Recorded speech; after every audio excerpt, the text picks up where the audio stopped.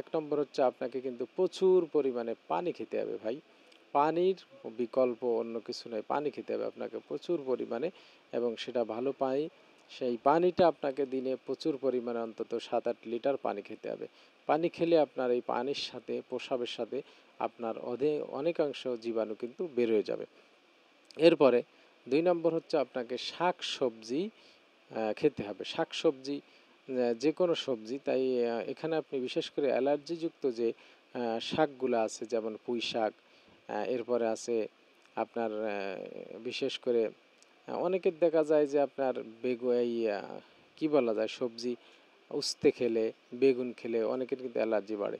তো এই শাক, বিশেষ করে পুঁই শাক বা এই ধরনের কুমড়া শাক অনেকের খেলে কিন্তু অ্যালার্জি হয়।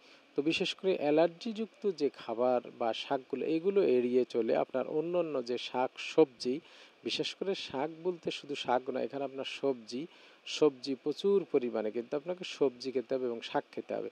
3 নম্বর আসেন ডাবের পানি খেতে হবে। ডাবের পানি আপনি যেহেতু ডাবের পানিটা শরীরের জন্য অত্যন্ত প্রয়োজনীয়, শরীরটা ঠান্ডা রাখে, পেটটাকে আপনার ঠান্ডা রাখে, এই জন্য ডাবের পানি। এরপরে ডাবের পানিটা আপনার দুর্বলতার জন্য খুব গুরুত্বপূর্ণ। আসলে বর্তমান বাজারে ডাবের যে দাম, সে অনুযায়ী আপনার ডাব খাওয়ার আমাদের আয়ত্তের বাইরে, তারপরেও চেষ্টা করতে হবে ডাবের পানি খাওয়ার জন্য।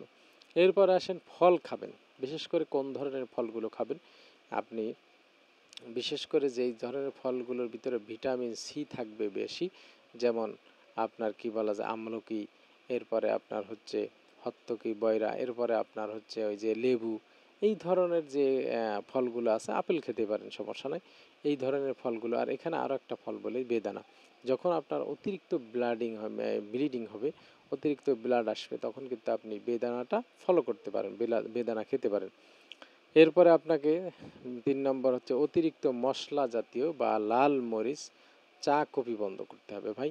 আপনাকে যদি অশ্বরোগ থেকে নির্মূলভাবে বা অশ্বরোগ থেকে চিরতরে অশ্বকেও নির্মূল করতে চান, পাইলসকে নির্মূল করতে চান, তাহলে আপনাকে অতিরিক্ত মশলা বা লাল মরিচ, চা, কফি এগুলো কিন্তু বন্ধ করতে হবে। আমরা সময় পেলে চায়ের স্টলে বসে যাই, সিগারেট টানি, এরপরে আপনার দেখা যায় যে এই যে চা খাই। বিশেষ করে আরেকটা জিনিস লক্ষ্য রাখবেন, সেটা হলো যারা ধূমপান করেন তাদের কিন্তু ওষুধে বেশি কাজ করতে চায় না, কম কাজ করে। এই জন্য আপনাকে কিন্তু এই ধূমপানটাও এড়ানোর জন্য আমি বলবো যে ধূমপান যদি করেন তাহলে কিন্তু আপনার শরীরের ভিতরে ওই বিশেষ করে ক্যান্সারের এনজাইমগুলো বেশি তৈরি হয়ে যায়। এই জন্য ধূমপান থেকে আমাদেরকে সরে আসতে হবে। তাহলে এরপরে কি আপনার বিশেষ করে কয়টা জিনিস, 4টা বললাম, আরেকটা বলি। সকালে 10 মিনিট হাঁটা, কমপক্ষে সকালে 10 মিনিট বা 20 মিনিট আপনার হাঁটা অভ্যাস করতে হবে, যে হাঁটতে হবে। হাঁটলে তাহলে কি হবে, আপনার এই বিশেষ করে ডাইজেস্টটা ভালো হবে। এরপর রাতে ঘুমানোর আগে 1 চা চামচ অলিভ অয়েল খেতে পারেন, যাদের অলিভ অয়েল কেনা সম্ভব। এই অলিভ অয়েল কিনে আপনি রাতে খাবারের এই বিশেষ করে রাত্রে শোয়ার আগে 1 চা চামচ অলিভ অয়েল খেয়ে নিতে পারেন। অলিভ অয়েল খেলে আপনার কিন্তু বিশেষ করে ডাইজেস্টটা ভালো হবে এবং অশ্ব রোগের জন্য আপনার খুবই কার্যকর।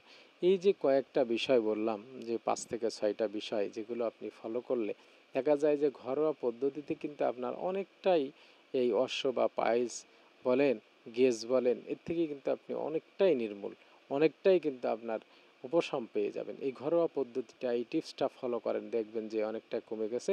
এরপরে আপনি সাথে সাথে এই ওষুধগুলো ইনশাল্লাহ কিনে খান, আপনি দেখবেন যে আপনার অবশ্যই কার্যকর হবে এবং সেরে যাবে। তবে এখানে একটা কথা বলি, যেহেতু আমরা আসলে ওষুধ সম্পর্কে আমাদের অনেকেরই ধারণা অত্যন্ত নগণ্য, সেহেতু আপনি চেষ্টা করবেন যে আপনার এলাকায় হোক, যেখানে হোক, প্রথমত একজন ভালো হোমিও গবেষক, ভালো হোমিও বুঝে এমন একজন ডাক্তার দেখিয়ে আপনি মেডিসিন সেবন করলে সবচেয়ে কিন্তু আপনার জন্য নিরাপদ এবং সেটাই ভালো হবে।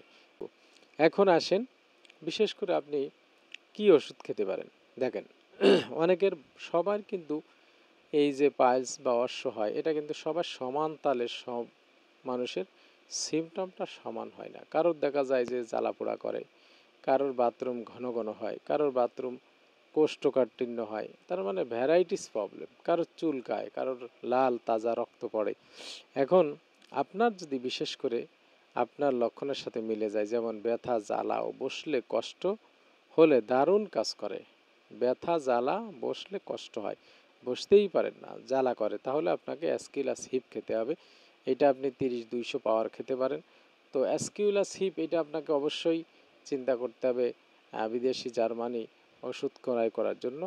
এরপরে 2 নম্বর আছে হ্যামামিলাস মাদার, যাদের লাল তাজা টকটক রক্ত বের হয়, দেখা যায় যে দেখলে ভয় হয়, মনে হয় যে বিশেষ করে কোনো পশু জবাই করার পরে যেমন লাল রক্ত বের হয়, এই ধরনের যদি লাল টকটক রক্ত বের হয়, তাহলে কিন্তু আপনাকে কি করতে হবে, আপনাকে অবশ্যই হ্যামামিলাস মাদার এটা আপনি বিশেষ করে দিনে 4-5 বার খেতে পারেন, 5 থেকে 7 ফোঁটা করে, দিনে 2 বারও খেতে পারেন, সমস্যা নেই। এরপরে আসেন যাদের কোষ্ঠকাঠিন্য বা গ্যাস বেশি, তারা কি খাবেন? অনেকের আছে অনেক বেশি গ্যাস, অনেক কোষ্ঠকাঠিন্য, তাদের জন্য আছে বিশেষ করে নাক্স বোম 30, এইটা খেতে পারেন। এটা রাতে ঘুমের আগে 2 ফোঁটা, সকালেও খেতে পারেন 2 ফোঁটা, সমস্যা নাই। এরপরে আরও একটা বায়োকেমিক আপনার বিশেষ করে কম্বাইন মেডিসিন আছে, এর সাথে আপনার এই বায়োকেমিক কম্বাইন মেডিসিনটাও খেতে হবে। আর আরেকটা ওষুধের লক্ষণ বলি, যাদের মলত্যাগের পর জ্বালা করে, পোড়ানোর মতো জ্বালা করে ও ঘাট বাইরে বের হলে আপনার, বা বিশেষ করে গ্যাসটা বাইরে বের হলে আপনারা অ্যালো খেতে পারেন, অথবা যাদের ভোরবেলা উঠলে বাথরুম চাপে আর দাঁড়াতে পারেন না, তারা অ্যালো খেতে পারেন 30, অ্যালো সক্রেটিনা 30। এটা আপনার হচ্ছে আপনি সকালে বিশেষ করে 2 ফোঁটা খালেন বা 5 ফোঁটা খেলেন, আর বিকালে বা সন্ধ্যার সময় আবার 5 ফোঁটা খেতে পারবেন, খাবার আধা ঘন্টা আগে খেতে হবে। এবার আসেন আপনাকে বিশেষ করে অশ্বরোগ থেকে মুক্তির ঘরোয়া যে বিশেষ করে চিকিৎসা, ঘরোয়া পদ্ধতি, আপনি কিভাবে ঘরোয়া পদ্ধতিতে এই অশ্বরোগ থেকে নির্মূল বা মুক্তি পেতে পারেন, কি কি কাজগুলো আপনাকে ফলো করতে হবে, কি কি প্র্যাকটিসগুলো বা কি কি অভ্যাসগুলো আপনার ভিতরে আনতে হবে, বা কোন পদ্ধতিতে চললে আপনার এই বডিটাকে চালালে বিশেষ করে আপনার এই কোষ্ঠকাঠিন্য বা আপনার এই পাইলস নিয়ন্ত্রণে থাকবে। 1 নম্বর হচ্ছে আপনাকে কিন্তু প্রচুর পরিমাণে পানি খেতে হবে ভাই, পানির বিকল্প অন্য কিছু নয়, পানি খেতে হবে আপনাকে প্রচুর পরিমাণে, এবং সেটা ভালো পানি, সেই পানিটা আপনাকে দিনে প্রচুর পরিমাণে অন্তত 7-8 লিটার পানি খেতে হবে। পানি খেলে আপনার এই পানির সাথে প্রস্রাবের সাথে আপনার অনেকাংশ জীবাণু কিন্তু বের হয়ে যাবে। এরপরে 2 নম্বর হচ্ছে আপনাকে শাক সবজি খেতে হবে, শাক সবজি যে কোনো সবজি, তাই এখানে আপনি বিশেষ করে অ্যালার্জিযুক্ত যে শাকগুলো আছে, যেমন পুঁই শাক, এরপরে আছে আপনার বিশেষ করে অনেকের দেখা যায় যে আপনার এই কী বলা যায়, সবজি উস্তে খেলে, বেগুন খেলে অনেকের কিন্তু অ্যালার্জি বাড়ে। তো এই শাক বিশেষ করে পুঁই শাক বা এই ধরনের কুমড়া শাক অনেকের খেলে কিন্তু অ্যালার্জি হয়। তো বিশেষ করে অ্যালার্জিযুক্ত যে খাবার বা শাকগুলো, এগুলো এড়িয়ে চলে আপনার অন্য অন্য যে শাক সবজি, বিশেষ করে শাক বলতে শুধু শাক না, এখানে আপনার সবজি, সবজি প্রচুর পরিমাণে কিন্তু আপনাকে সবজি খেতে হবে এবং শাক খেতে হবে। 3 নম্বর আসেন ডাবের পানি খেতে হবে। ডাবের পানি আপনি যেহেতু ডাবের পানিটা শরীরের জন্য অত্যন্ত প্রয়োজনীয়, শরীরটা ঠান্ডা রাখে, পেটটাকে আপনার ঠান্ডা রাখে, এই জন্য ডাবের পানি। এরপরে ডাবের পানিটা আপনার দুর্বলতার জন্য খুব গুরুত্বপূর্ণ। আসলে বর্তমান বাজারে ডাবের যে দাম, সে অনুযায়ী আপনার ডাব ও খাওয়ার আমাদের আয়ত্তের বাইরে, তারপরও চেষ্টা করতে হবে ডাবের পানি খাওয়ার জন্য। এরপরে আসেন ফল খাবেন, বিশেষ করে কোন ধরনের ফলগুলো খাবেন আপনি, বিশেষ করে যেই ধরনের ফলগুলোর ভিতরে ভিটামিন সি থাকবে বেশি, যেমন আপনার কি বলা যায় আমলকি, এরপরে আপনার হচ্ছে হত্তকি বয়রা, এরপরে আপনার হচ্ছে ওই যে লেবু, এই ধরনের যে ফলগুলো আছে, আপেল খেতে পারেন, সমস্যা নাই, এই ধরনের ফলগুলো। আর এখানে আরও একটা ফল বলি, বেদানা। যখন আপনার অতিরিক্ত ব্লিডিং হবে, অতিরিক্ত ব্লাড আসবে, তখন কিন্তু আপনি বেদানাটা ফলো করতে পারেন, বেদানা খেতে পারেন। এরপরে আপনাকে 3 নম্বর হচ্ছে অতিরিক্ত মশলা জাতীয় বা লাল মরিচ, চা কফি বন্ধ করতে হবে ভাই। আপনাকে যদি অশ্বরোগ থেকে নির্মূলভাবে বা অশ্বরোগ থেকে চিরতরে অশ্বকেও নির্মূল করতে চান, পাইলসকে নির্মূল করতে চান, তাহলে আপনাকে অতিরিক্ত মশলা বা লাল মরিচ, চা কফি এগুলো কিন্তু বন্ধ করতে হবে। আমরা সময় পেলে চায়ের স্টলে বসে যাই, সিগারেট টানি, এরপরে আপনার দেখা যায় যে এই যে চা খাই, বিশেষ করে আরেকটা জিনিস লক্ষ্য রাখবেন, সেটা হলো যারা ধূমপান করেন তাদের কিন্তু ওষুধে বেশি কাজ করতে চায় না, কম কাজ করে।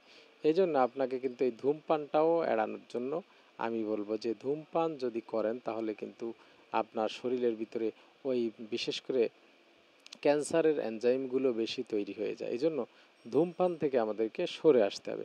তাহলে এরপরে কি আপনার বিশেষ করে কয়টা জিনিস, চারটা বললাম, আরেকটা বলি। সকালে 10 মিনিট হাঁটা, কমপক্ষে সকালে 10 মিনিট বা 20 মিনিট আপনার হাঁটা অভ্যাস করতে হবে, যে হাঁটতে হবে। হাঁটলে তাহলে কি হবে, আপনার এই বিশেষ করে ডাইজেস্টটা ভালো হবে। এরপর রাতে ঘুমানোর আগে 1 চা চামচ অলিভ অয়েল খেতে পারেন, যাদের অলিভ অয়েল কেনা সম্ভব। এই অলিভ অয়েল কিনে আপনি রাতে খাবারের এই বিশেষ করে রাত্রে শোয়ার আগে 1 চা চামচ অলিভ অয়েল খেয়ে নিতে পারেন। অলিভ অয়েল খেলে আপনার কিন্তু বিশেষ করে ডাইজেস্টটা ভালো হবে এবং অশ্ব রোগের জন্য আপনার খুবই কার্যকর। এই যে কয়েকটা বিষয় বললাম, যে 5 থেকে 6টা বিষয় যেগুলো আপনি ফলো করলে দেখা যায় যে ঘরোয়া পদ্ধতিতে কিন্তু আপনার অনেকটাই এই অশ্ব বা পাইলস বলেন, গেজ বলেন, এর থেকে কিন্তু আপনি অনেকটাই নির্মূল, অনেকটাই কিন্তু আপনার উপশম পেয়ে যাবেন। এই ঘরোয়া পদ্ধতিটা, এই টিপসটা ফলো করেন, দেখবেন যে অনেকটা কমে গেছে।